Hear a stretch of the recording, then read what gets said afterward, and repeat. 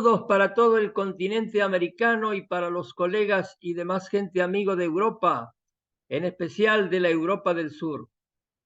En esta octava emisión del proyecto virtual El Norte de México y sus libros, les habla Mario Ceruti desde la Facultad de Economía de la Universidad Autónoma de Nuevo León, en Monterrey, 200 kilómetros al sur de Texas.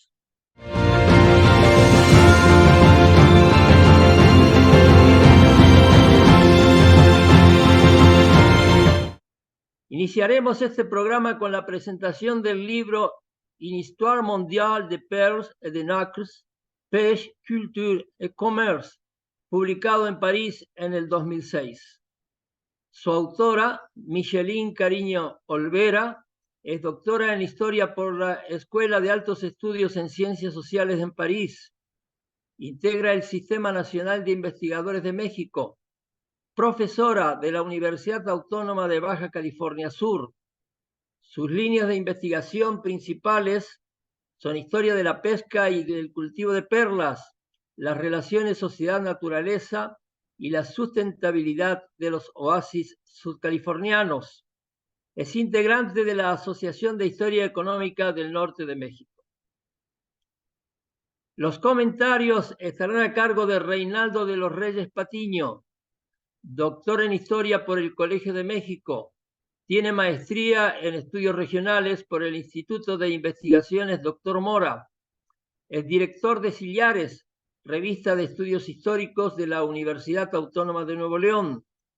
Sus trabajos se centran en la historia agraria, económica y ambiental de México y América Latina, e integra también la Asociación de Historia Económica del Norte de México. Adelante, Reinaldo, por favor. Gracias por la presentación y por la oportunidad de participar en este ciclo para explorar el norte de México a través de algunos de sus libros. Eh, por supuesto que hay elementos que sobresalen más que otros en ya la ya prolífica historiografía económica del norte de México. Podemos hablar de comercio transfronterizo, de industria, actividades agropecuarias, el desierto. Y creo que también ya hay cada vez más una sólida tradición de estudios del agua. En una de las sesiones anteriores se habló, por ejemplo, del libro de Agua, Tierra y Capital, El Noreste, pero me parece que sigue siendo necesario recordar que además de una larga frontera terrestre que mantiene el norte de México con Estados Unidos, el país cuenta también con extensos litorales y en ese sentido creo que el mar es un espacio que aún merece ser estudiado bastante. Y por supuesto que una de las voces más autorizadas para ello es la de la doctora Micheline Cariño, que cuenta ya con una extensa obra dedicada a los mares y a su historia, entre los cuales se encuentra el libro que comentaré hoy, que está escrito en coautoría con Mario Monteforte y ha sido publicado en 2005. El título es Una historia mundial de las perlas y del nácar, pesca, cultura y comercio, editado en Francia en el año que ya mencioné. Es un libro que trata de la fascinante historia mundial de la pesca, el cultivo y el comercio de perlas y de nácar desde la antigüedad hasta el siglo XX. Entonces es un estudio con un espacio bastante amplio y con una temporalidad también bastante extensa. El libro está compuesto de 6 capítulos que van desde la bioecología y biogeografía de las ostras perleras, su irrupción en la historia mundial, toma en cuenta también los métodos y la organización de la actividad, el origen y el desarrollo del cultivo de ostras y de perlas, así como su comercio. El estudio está nutrido de numerosas fuentes impresas y también inéditas, localizadas principalmente en París. París era uno de los grandes centros del comercio de este producto. Eh, y toma en cuenta también una variedad muy amplia de actores, empresarios, científicos, comerciantes y por supuesto también los pescadores, que estuvieron muchas veces lejos de imaginar las formas de pesca. Hay que mencionar también que en tanto una historia mundial, como lo dice el título, el libro considera diversos espacios donde la actividad ha sido importante: el Golfo Pérsico, Manar en el Océano Índico, el Mar Rojo, el Sudeste Asiático, Australia, la Polinesia Francesa, Madagascar, China, Japón, América Central y finalmente el Golfo de California. Para efectos de este ejercicio, que se centra más en el norte de México, voy a concentrar mis comentarios en este último espacio, no sin dejar de mencionar que el estudio puede leerse no nada más en clave comparativa entre todas estas regiones, sino también creo que se puede leer en términos de una historia conectada, algo que hoy llamaríamos quizá una historia global más que una historia mundial en términos metodológicos. Eh, para comenzar, podríamos decir que remontándonos a la antigüedad, el libro nos muestra que el empleo de las ostras perleras no es exclusivo de sociedades con una organización socioeconómica compleja, ya que se dio en muy distintos contextos. Y en todos los casos, el primer valor es alimentario, pero evidentemente la belleza de las perlas y del nácar, pues ha sido apreciada igualmente en todas las culturas. En el caso que nos compete, el de California, se señala, por ejemplo, que los indios californios practicaban una economía de apropiación, donde tomaban todo lo que les era útil para comer y para confeccionar sus herramientas. Eso incluía, por supuesto, a las ostras perleras. Y es interesante señalar que los californios habían desarrollado una técnica muy destacada para bucear y descubrir a ojo los bancos de ostras. Ya en el siglo XVI y XVII nos comentan los autores cómo algunos grupos de españoles empiezan a estar más presentes en la región, incluyendo misioneros jesuitas, por ejemplo. Se comienzan a organizar armadas perleras que funcionaban como concesiones que daba la corona a empresarios privados que tenían que, además de pagar el quinto real, tenían que demarcar y explorar las costas californianas para escoger un puerto refugio para la nao de China. Además, debían sortear numerosas dificultades, como nos podremos imaginar, no solo de navegación, sino también ataques de piratas y la dependencia de la mano de obra indígena que tenían, como ya mencioné. A través de medios habituales de trabajo forzado, los españoles supieron aprovechar la capacidad buceadora de estos grupos, tanto de los californios como de otros, cuando los californios fueron aniquilados ya hacia finales del siglo XVIII. El buceo se desarrollaba normalmente entre mediados de mayo y fines de octubre, cuando las aguas tenían más claridad y la temperatura era más adecuada. A finales del siglo XVIII, los bancos perleros estaban ya casi agotados y muchas empresas detuvieron sus actividades por falta de rentabilidad. Así lo atestigua, por ejemplo, un caso que mencionan los autores, una licencia otorgada en el siglo XVIII por la corona al almirante Isidoro de Atondo y Antillón para explorar California, para fundar una colonia y establecer misiones. Este almirante intentó practicar agricultura, ganadería, pero no fue posible y después decidió entrar a la actividad perlera, pero después de varios meses se dio cuenta de que los bancos de perlas estaban ya casi agotados. Hay una disminución de la actividad entre finales del siglo XVIII y las primeras décadas del siglo XIX, y nos señalan los autores que este cese en la actividad permitió que estos bancos se repoblaran naturalmente. La Paz, capital de Baja California, se había vuelto luego un puerto comercial importante y en él tuvo lugar una renovación de la pesca tradicional por buceo ya hacia la segunda mitad del siglo XIX. Y puesto la sobreexplotación comenzó nuevamente a amenazar estas actividades. Un aspecto importante que señalan los autores es un cambio tecnológico que ocurre en la segunda mitad del siglo XIX, y es que se da la introducción de la escafandra en 1874. La escafandra es un dispositivo de buceo de finales del siglo XIX y principios del XX, que básicamente es como un casco de metal que está conectado a la superficie con como una especie de manguera para suministrar aire al buzo que está haciendo la inmersión. Seguramente habrán visto imágenes de estas escafandras. Y la introducción de estas máquinas de sumersión alargó la temporada de pesca todo el año, ya que, digamos, se podían sortear algunos de los factores que antes la limitaban, como ya mencioné, la temperatura del agua, la falta de visibilidad, etcétera. La intensificación de pesca de ostras perleras colocó a Baja California entre las principales productoras del mundo en el último cuarto del siglo XIX y las primeras décadas del siglo XX.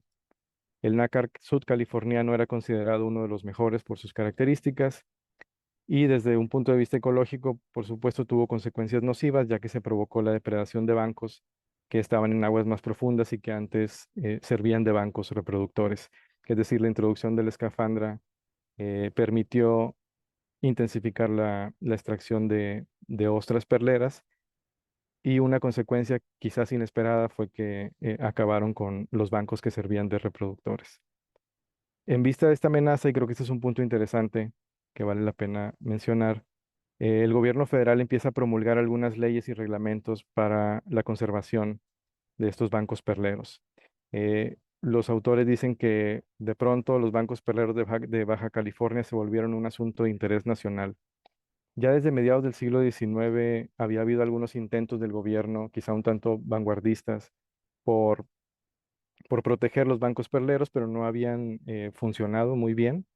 eh, Tenían reglamentos prácticamente inaplicables. Y estas legislaciones de 1874 en adelante parecían un poco más viables, dividían la zona de pesca en varias secciones donde debía realizarse la pesca de manera, digamos, alternativa. eh, y además prohibía, por ejemplo, la explotación de ostras jóvenes. Por supuesto que los intereses de los empresarios y su influencia en el gobierno federal pues limitaron la implantación de muchas de estas medidas, pues no siempre querían aceptar las limitaciones a su actividad. Eh, eh, la pesca a gran escala pues demandaba fuertes inversiones y por supuesto que había detrás de ellas empresas muy importantes, tanto de capital mexicano como de capital extranjero. La más grande era la de Magara Exploration, de origen británico, que contaba prácticamente con todas las costas del Pacífico, salvo tres que estaban frente a la Bahía de La Paz, que eran San José, Espíritu Santo y Cerralbo, que tenían los bancos perleros más ricos. Esta concesión, la concesión de estos lugares, fue dada en 1903 a la compañía creadora de Concha y Perla de Baja California, que era era la más grande compañía petrolera mexicana y que juega un papel muy importante en esta historia. Un factor que se señala es que a pesar de que se dio una pesca intensiva en este periodo, no se agotaron los bancos perleros durante todo el periodo, digamos, del Porfiriato, lo que se debió, entre otras cosas, a que más que buscar explotar la perla, se empezaba a explotar el nácar y además a que se empezaron a percibir las consecuencias positivas del cultivo masivo de madreperla por parte de un empresario mexicano llamado Gastón Vives, que estaba al frente de la compañía, ya mencionada compañía criadora de concha y perla de Baja California. Entonces el libro muestra cómo Vives fue el primer acuicultor marino del continente americano y el primero que tuvo éxito en el cultivo masivo de ostras. La compañía se convirtió en el primer imperio perlero del mundo gracias a los conocimientos científicos y tecnológicos de Vives, pero también gracias a sus buenas relaciones con los políticos y su habilidad como empresario, así como una profunda preocupación por la conservación y el acrecentamiento de recursos perleros. Vives había hecho estudios de bioquímica en París, siguió los métodos de cultivo de ostras comestibles y estar en Francia le permitió no solo aprender esto, las bases científicas de esto, digamos, sino también bucear con escafandra y también conocer los mecanismos del mercado mundial de nácar y de perlas. Como mencionan los autores, su papel no ha sido reconocido satisfactoriamente en la historia de la ciencia mexicana, aunque hay otros trabajos de la doctora Cariño que han abundado sobre el personaje. Aquí me vino a la mente y creo que valdría la pena trazar algunos paralelismos con la figura de Miguel Ángel de Quevedo, otro personaje científico importante, también educado en Francia, que promovió la conservación de los bosques al mismo tiempo prácticamente que lo hacía Vives con los mares. Entonces me pareció un paralelismo muy interesante, solo que a diferencia de Quevedo, que sí pudo sortear la Revolución Mexicana, digamos, de manera más satisfactoria, Vives no tuvo tanta suerte y su empresa fue destruida por algunos grupos revolucionarios que prácticamente destruyeron la empresa y también robaron buena parte de las perlas y de los objetos de valor del empresario. Así, luego de que terminara el contrato con la Mangara en 1912 y que la compañía de Vives fuera destruida por fuerzas revolucionarias, se puede decir que la pesca de ostras perleras tuvo una nueva fase, quizá una fase un tanto más anárquica. Ahí participaron armadas de todos los tamaños, empleando métodos tradicionales y métodos modernos. Tanto la sobreexplotación como la ausencia de cultivo tuvieron como consecuencia el agotamiento de bancos perleros mexicanos hacia finales de la década de 1930. La degradación de bancos no permitió soportar los problemas de una epizotia que vino en 1938-39 y trajo consigo una alta mortalidad. Esto me parece también muy muy importante de señalar. La tradición popular decía que la muerte de las ostras se debía a un sabotaje de los japoneses, que supuestamente habían envenenado el agua, pero otra explicación más verosímil que ofrecen los autores es que más bien los cambios de salinidad, de temperatura, de oxígeno y de nutrimentos del Golfo de California debido a la construcción de presas disminuyó el aporte de agua dulce al río Colorado. Y creo que ahí es una manera en que se conecta muy bien esta cuestión de la pesca de ostras con todos los desarrollos que se estaban dando en términos de agricultura en el noroeste de México y el suroeste de Estados Unidos también. Es también posible que un fenómeno del Niño y o una marea roja haya provocado cambio en temperaturas y en la composición bioquímica del agua. Eso también debió afectar a otras especies, pero evidentemente las consecuencias fueron más evidentes en las ostras por su importancia comercial y por la ya muy avanzada devastación que tenían los bancos desde algunas décadas atrás. Además, cuando la epizodia de conchas en el Pacífico apareció, el mercado perlero estaba ya sufriendo un verdadero cambio, básicamente debido a la irrupción de perlas cultivadas principalmente por los japoneses. En todas las regiones perleras del mundo, la década de 1940 y 50 marcó el agotamiento de la pesca de ostras y de perlas, y desde entonces se trata más bien de una actividad marginal debido, entre otras cosas, a la sustitución de nácar por acrílicos y a la difusión y aceptación del mercado de estas perlas cultivadas. Esto no exime el peligro sobre los bancos perleros. Aún existe un fuerte riesgo sobre ellos debido a la contaminación de aguas marinas provocada por derrames petroleros, fertilizantes, lluvias ácidas, detergentes, etc. La explotación de recursos costeros se ha visto afectada también por la urbanización, la construcción de infraestructuras turísticas, la piscicultura, etc. Aquí preguntaría también a la autora, en este caso, ¿qué papel habría jugado esta industria en lo que hoy llamamos, o lo que usted llama, por ejemplo, el antropoceno azul? Como lo muestra el libro, finalmente, vale decir que es importante tener un acercamiento verdaderamente interdisciplinario. Es una cuestión que puede analizarse desde muchos ángulos y en este caso, aunque se privilegia lo ambiental, hay también aspectos científicos, tecnológicos, económicos y sociales bien señalados. En suma, no me queda más que invitar a la lectura de este libro, así como de otros muchos textos que ha publicado la doctora Cariño y el doctor Monteforte también, incluyendo, por ejemplo, un artículo que condensa buena parte de los resultados de esta investigación y de este libro que se llama De la sobreexplotación a la sustentabilidad, nácar y perlas en la historia mundial. Pues, sin más, agradezco nuevamente la oportunidad de comentar el trabajo y quedo atento a los comentarios de la doctora Cariño. Gracias, Reinaldo. Ahora le dejamos la palabra a Michelin por si quiere ampliar sus comentarios o hacer algún tipo de intercambio. Adelante, Michelin, por favor. Quisiera yo agradecer la invitación a este espacio tan interesante y tan útil de divulgación de la historia del norte de México. Y sobre todo también quisiera agradecer a Reinaldo su interés por esta obra. Efectivamente es un libro escrito y publicado en francés por la editorial Harmattan, que no se ha traducido ni al español ni al inglés, entonces pues eso es digamos, una limitante tal vez para su lectura y su difusión, aunque efectivamente, gracias por mencionar también el artículo que lo sintetiza, ¿no? Creo que comprendiste prácticamente todo, comprender en el sentido de aprender, ¿no? Todo el contexto de larga duración del uso y del cambio de percepción del nácar y de las perlas desde la época prehispánica hasta la actualidad.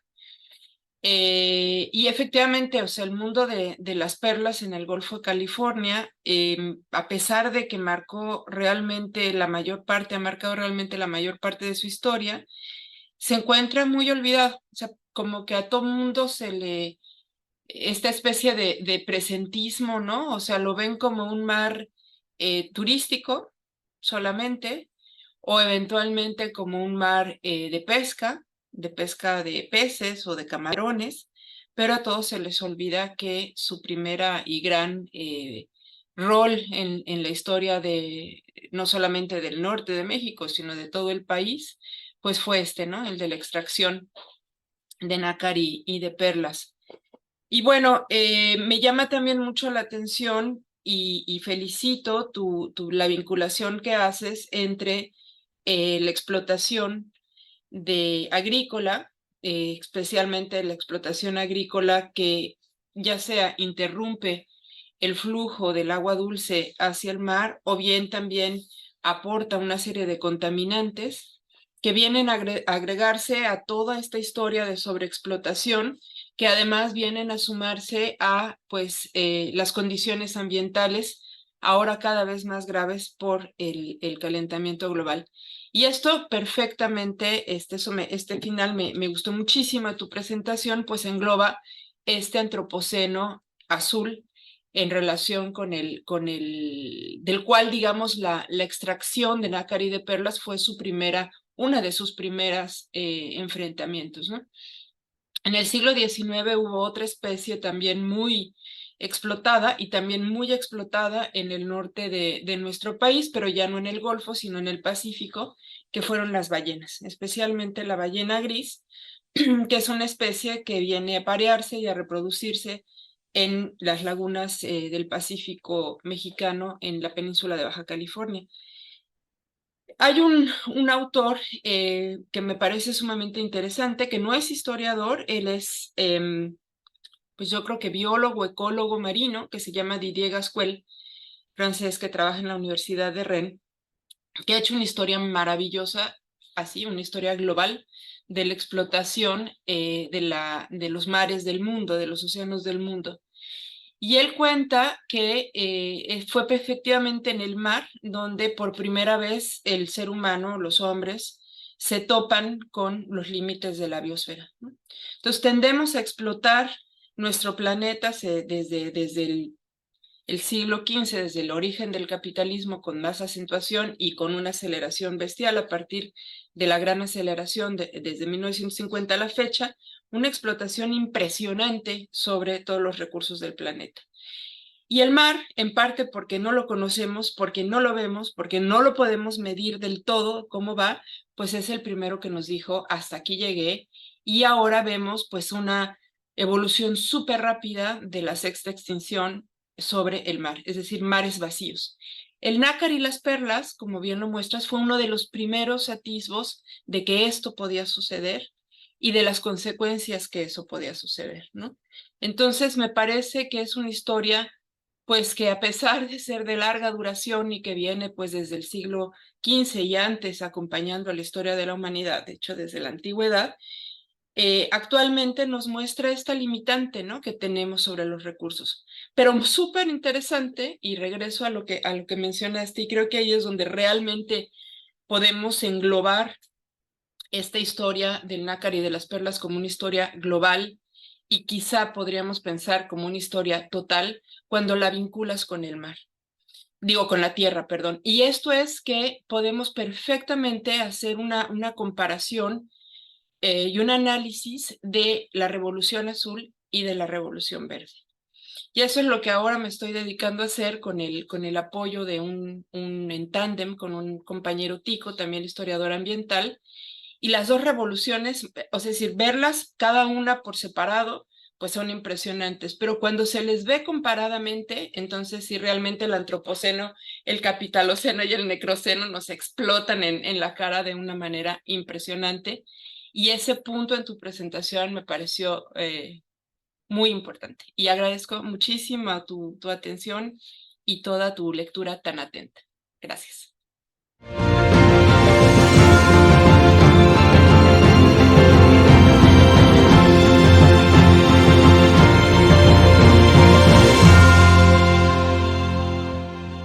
Continuamos y me presento. Soy la doctora Adela Díaz Meléndez, la directora de la organización Semilla Azul, y me permito mencionar que la segunda obra por comentar del norte de México y sus libros es La Banca Regional en México, 1870-1930, publicado en el 2003. Sus coordinadores fueron Mario Ceruti, coordinador de estas emisiones, y Carlos Marichal.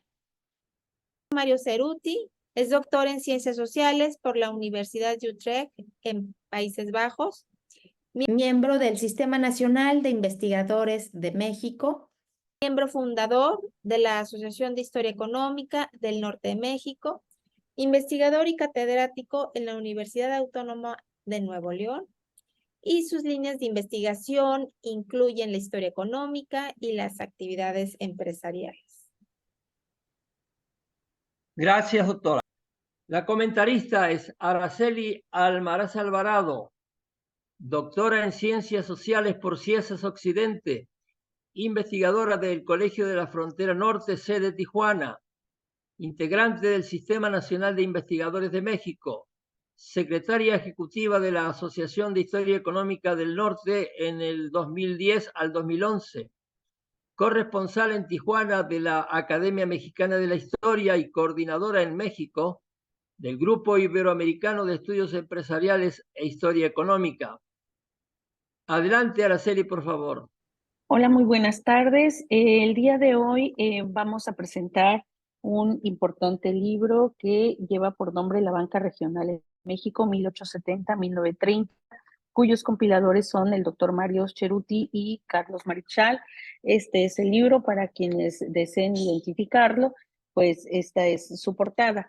Este libro fue editado en 2003 por el Colegio de México y el Fondo de Cultura Económica. Y desde mi punto de vista es un libro relevante, ya que presenta un gran avance en los estudios sobre la banca regional en México. Y remarco regional porque finalmente el entender cómo se van configurando los sistemas en distintas regiones a partir de dinámicas que son productivas, pero cuyo eje central va a ser la disposición de crédito, me parece que es algo muy importante de reconocer en esta obra. Los compiladores tuvieron justo este gran acierto de organizar un espacio de reflexión sobre investigaciones que fueron ahondando cada vez más en no solamente la configuración de un sistema bancario a nivel regional, sino sobre todo ir hilando el peso de la banca con el desarrollo productivo. En ese sentido, yo quiero iniciar recomendando esta publicación, su relectura para quienes ya la llevaron a cabo o su lectura por primera vez para quienes están interesados en dos grandes líneas. La primera línea que tiene que ver con el estudio de la banca a nivel nacional, en la banca de México, y que va a permitir entender cómo en un país como el nuestro se van a empezar a desarrollar distintos sistemas bancarios, pero sobre todo, y a mí esto es lo que me parece que es fundamental recalcar en este libro, es que esa introducción no es una introducción cualquiera, es realmente un capítulo introductorio que nos permite precisamente ubicar de manera comparada lo que sucedió en otros países y en distintas etapas, algunas similares a la nuestra, otras un poquito más alejadas. Es una introducción que nos permite justamente hacer comparaciones entre sistemas bancarios, los principales objetivos, lo que se estaba viviendo en estos países, pero sobre todo el despliegue de las economías a partir de la creación de bancos o sucursales en Estados Unidos, en España, en Inglaterra. Creo que esta parte introductoria justamente nos deja ver cómo se van configurando los distintos sistemas y cómo se va haciendo cada vez más presente e importante el desarrollo de una banca fuerte que va a detonar las economías a nivel no solamente regional, sino a nivel país. Y bueno, el ejemplo de una dinámica sorprendente, pues va a ser sin duda la de Estados Unidos. En ese sentido, vuelvo a insistir, es una introducción que más que hacerla de un espacio para referir a los contenidos del libro, es un estudio que nos permite reflexionar sobre la banca en México a la luz de lo que sucedió también en otros países. Ahora, ya en lo que refiere a los aportes de los distintos capítulos, bueno, pues tenemos sin duda un libro que nos va a permitir, como decía yo al inicio, una mirada muy completa de los sistemas bancarios en Sinaloa, en La Laguna, en el Estado de México, en Durango, en Guadalajara, y finalmente en lo que ha sido el crecimiento de la banca local y de emisión en México para el periodo 1897-1910. Sin embargo, yo sí quiero resaltar el papel de tres sistemas bancarios y, por tanto, los aportes de tres colegas. Empezando por el caso de Gustavo Aguilar Aguilar, quien es un investigador que sin duda ha hecho aportes interesantes, no solamente al desarrollo de la banca regional en Sinaloa, sino sobre todo al estudio de las familias empresarias y al desenvolvimiento de un sector importantísimo como es el agroindustrial. En ese sentido, justamente Gustavo Aguilar va presentando el desarrollo de un sistema bancario en esta entidad a partir de 1889 y hasta entrado el siglo XX, 1926 para ser más específica, pero sobre todo haciendo énfasis en los procesos de sobrevivencia, así como analizamos también la sobrevivencia de las empresas, tanto familiares como no familiares. Justamente los bancos también están ajustándose en distintas etapas a una manera específica de sobrevivir a partir de los créditos, a partir del sistema que se va configurando a nivel regional. Y en ese sentido creo que el peso que tiene en el libro el capítulo de Gustavo Aguilar nos presenta estas dos facetas. En un primer momento, cómo surge el sistema bancario y cómo hace el peso de su sistema a la agroindustria que se está desarrollando, y no por nada, bueno, tenemos a Sinaloa como una de las entidades con mayor proyección en el sector primario y como un espacio de desarrollo agrícola y agroindustrial que justamente tiene sus bases en el desarrollo de un sistema bancario. Pero después, ¿cómo va pasando a un proceso de desarticulación? Justamente nos presenta dos momentos, el momento del porfiriato y después un momento muy álgido que tiene que ver con la Revolución Mexicana y que sin duda va a ser una serie de sucesos asociadas al este espacio de confrontación, lo que va a terminar por desarticular en gran parte lo que se había alcanzado hasta 1910, 12.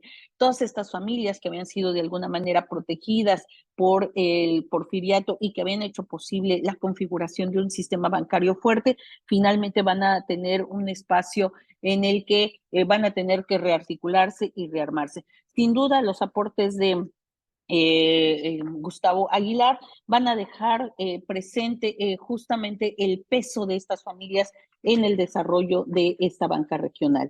Otro espacio muy importante y que vuelvo a insistir tiene que ver también con el desarrollo no de una industria ligera o industria pesada, va a ser el de la laguna. En este caso también Mario Cerutti no solamente analiza el desenvolvimiento de un sistema bancario, sino lo liga también al curso que van a seguir sus empresas y sobre todo sus empresarios.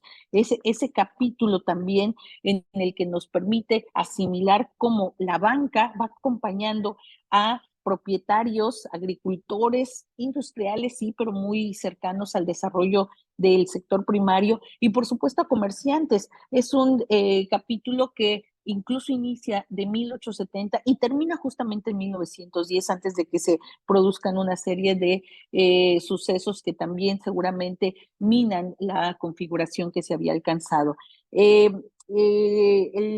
En este caso, el doctor Cerutti hace alusión a la constitución del Banco Refaccionario de La Laguna, que sin duda va a significar una referencia para acelerar justamente los procesos de desarrollo a nivel agrícola. Esto creo que también son dos puntos en coincidencia de ambos estudios. Estamos hablando de bancos refaccionarios, estamos hablando de bancos que están apostándole al desenvolvimiento de un sector tan complicado como es el primario.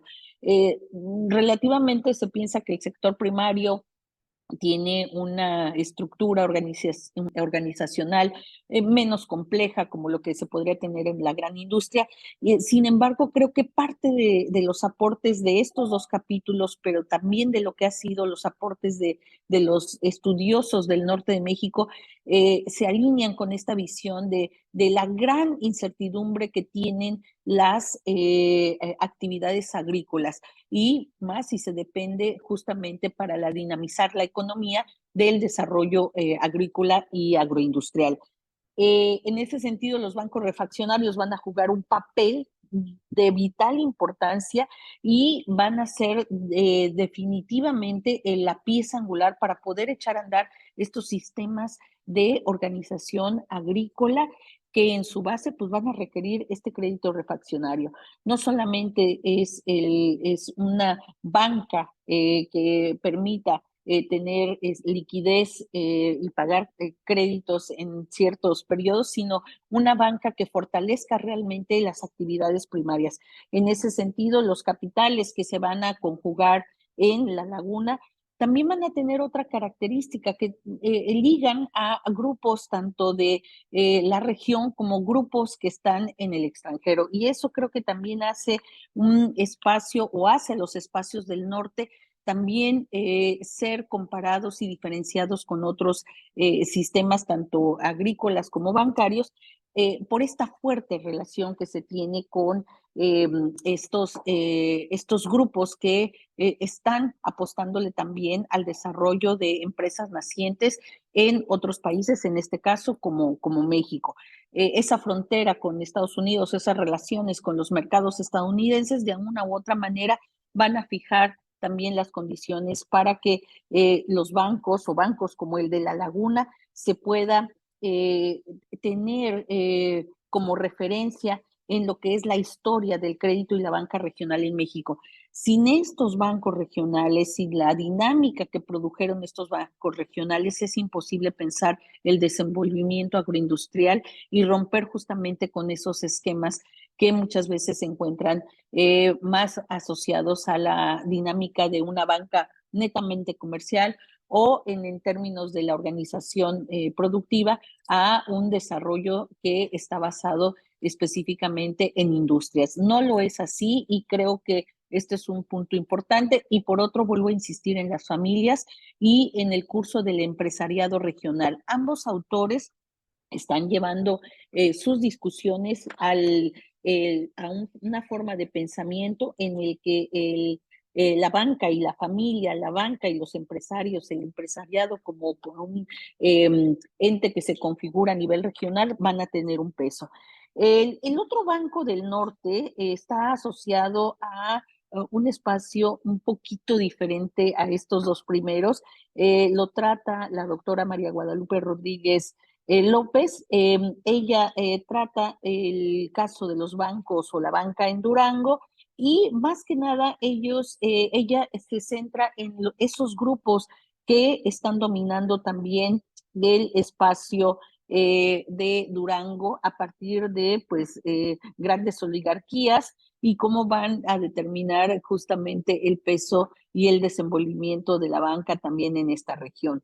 No sé si podamos intercambiar algunos puntos de vista con uno de los autores que se encuentra, bueno, más bien uno de los compiladores y autores que se encuentra, porque realmente creo que es importante que nos comente Mario Ceruti cómo fue que empezó a perfilarse esta idea de estudiar la banca regional para el caso mexicano y qué es lo que hace falta, porque sin duda este aporte se dio a principios de la década pasada, pero seguramente tendremos otros aportes que han llegado con el curso de este libro y que quizás sea importante valorar a la luz de pues esta importancia que van a tener los bancos regionales, muchas o la mayoría de las veces no necesariamente ligados a la dinámica de 1925 cuando se establece el Banco Nacional de México o bancos para el desarrollo agrícola, sino también a la banca que pues está iniciando un proceso de consolidación, sobre todo en la parte del porfiriato y luego en la primera década del siglo XX. No sé si nos puede comentar algo al respecto, doctor Ceruti.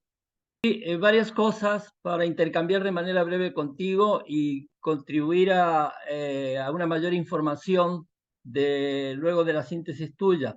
En realidad, en esos años empieza a desarrollarse mucho los estudios de la banca, lo menciona mucho Carlos Marichal en sus trabajos, y de ahí en adelante hacia hoy se han publicado una gran cantidad de trabajos. Yo creo que fue un inicio en ese sentido muy fértil. Ahora, respecto a los contenidos, hay un punto que un poco se te ha pasado y quisiera que lo recuerdes, la importancia del crédito prebancario. ¿De dónde surgen los que van a ser accionistas de estos bancos? La importancia del crédito mercantil en tiempos en que no hay bancos. ¿Te acuerdas un poquitín de eso? Que de paso en Mexicali, que lo has estudiado tú también, suceden cosas parecidas, ¿no? Sitúas este punto sobre la mesa donde aparecen otros entes que no están propiamente asociados a una banca específica, pues nos encontramos empresas, encontramos casas comerciales que ellas mismas están siendo parte de esta configuración del desarrollo económico regional por una simple necesidad de refaccionarse, por esa simple necesidad de los sistemas productivos a nivel regional, y ustedes lo marcan muy bien. Hay una serie de agentes comerciales que van a hacerla de esos espacios que posibilitan el flujo de recursos para que se pueda llevar a cabo esta dinámica regional.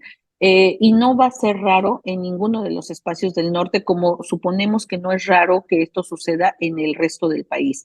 Estos agentes que van a configurar un sistema prebancario tienen distintas formas de posicionarse. Muchas veces son las propias casas comerciales que han logrado consolidar una buena acumulación de capital, y en otros casos son bancos privados que van a estar configurando una especie de banca emergente con ciertas restricciones, y en otros casos incluso vamos a tener sucursales de bancos que no son nacionales, pero que van a tener un posicionamiento. Y eso me recuerda mucho justamente el caso de Estados Unidos con la apertura de sucursales. Vamos a tener sucursales que muchas veces están teniendo un tamaño muy pequeñito en términos de un espacio para ofertar crédito, pero que son espacios muy importantes en cuanto a lo que es flujo de dinero.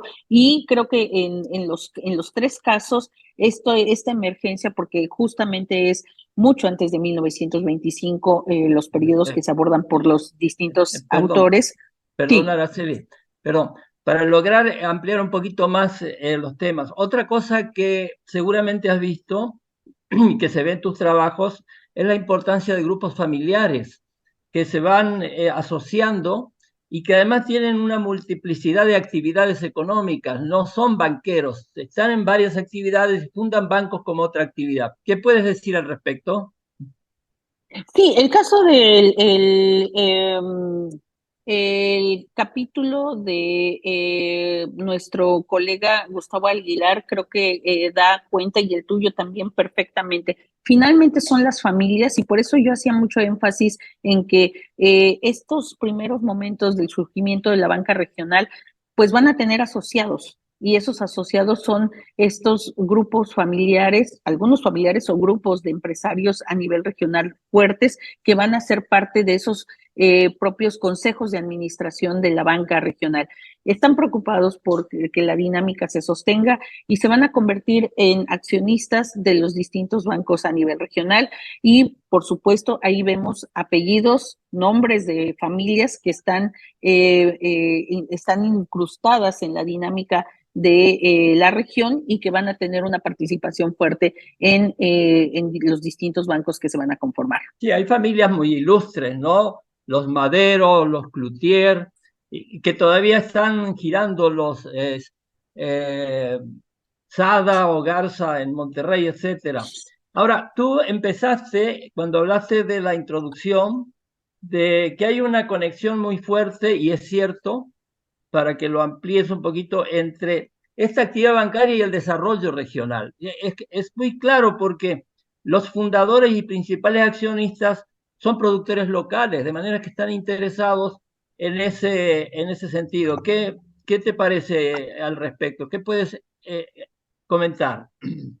No, definitivamente creo que la aparición de estos agentes, y yo creo que ahí, si algo marca este libro cuando va la introducción desarrollando la conformación de la banca en los distintos países, nos va dejando claro que hay oficinas bancarias, que hay agentes, pero creo que incluso en México todavía tendríamos que dar un salto más porque tendríamos que enfocar de manera muy clara en lo que distingue a cada una de las regiones por el papel de estos agentes, muchas veces incluso agentes aduanales, muchos de ellos agentes comerciales que se autodenominan agentes comerciales y que están justamente prestando dinero o están haciendo un soporte para el desarrollo de las actividades. Y recuerdo perfectamente empresas que van a jugar este papel de prestamistas o también empresas puente que van a ser parte de este sistema bancario a partir de la negociación del crédito para refaccionar a los agentes productivos, pero que en garantía ellos van a dejar ahora sí que su nombre. Entonces, estamos teniendo en esta emergencia de la banca regional en los distintos espacios que se tratan en el libro, distintas maneras de dar soporte a la actividad productiva, pero todas ellas con un solo objetivo, que es dinamizar el desarrollo y sobre todo aquí vuelvo a enfatizar agrícola e industrial o agroindustrial si se mira de manera conjunta. Y esto es muy importante porque su papel justamente está enfocado en dar soporte a esos aparceros, a esas personas que no tienen manera de tener una acumulación constante. Entonces ellos requieren tener una acumulación y entonces ahí se va a dar un soporte para que toda esta gente que está en el trabajo agrícola lo pueda desarrollar a cabo. Sin duda, las bases de un sistema que no tiene que ver con la banca nacional, pues la va a desarrollar Sinaloa, como lo muestra Gustavo Aguilar. La participación de las asociaciones agrícolas va a ser fundamental y creo que eso se evidencia desde estos primeros años con lo que nos muestra en su trabajo. Bueno, yo creo que eso, ya para cerrar, es lo que más trata de mostrar el libro, ¿no? En la introducción se insiste mucho en que eso no solo sucede en el caso del norte, sino también en espacios como Puebla, Yucatán, etcétera. Y parece que, como decías tú al principio, un fenómeno generalizado. Te agradezco mucho, Araceli, el comentario y acá vamos cerrando para dar paso a otra intervención. Muchas gracias. Muchas gracias a los colegas que nos acompañaron en esta emisión del Norte de México y sus libros, y a quienes tuvieron la oportunidad de verla en diferentes latitudes del continente americano y de Europa del Sur. Hasta pronto.